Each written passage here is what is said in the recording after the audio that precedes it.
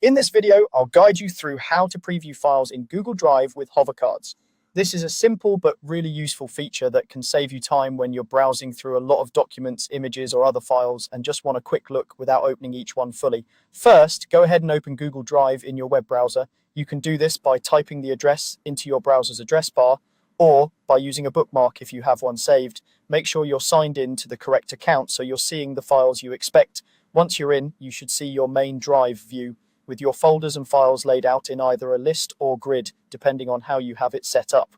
Now, find a file you want to quickly check. This could be a document, a spreadsheet, a presentation, a PDF, or even an image or video. The key here is that you don't need to click on it right away. Instead, simply move your mouse pointer over the file name or its icon and pause there for a moment. As you hover over the file, a small preview or information card, often called a hover card, may appear.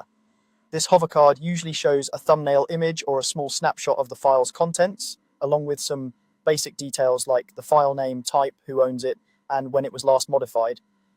For documents, you might see a small preview of the first page or a section of the text. For images, you'll often see a mini version of the picture. This quick look can help you confirm that you're about to open the right file, especially if you have several with similar names. If you don't see a hover card right away, give it a second or two while your mouse stays over the file. Also, make sure you aren't clicking or dragging, just hovering. In some cases, depending on your browser, screen size, or Google's current layout, the hover card might appear slightly to the side or above the file list, so keep an eye on the area around your cursor.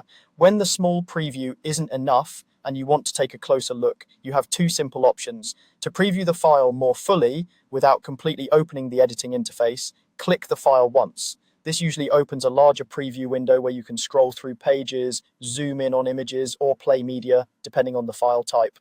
It's a great way to review the contents without making changes. If you already know you want to open the file in its full app, like Google Docs, Sheets, or Slides, just double-click the file instead.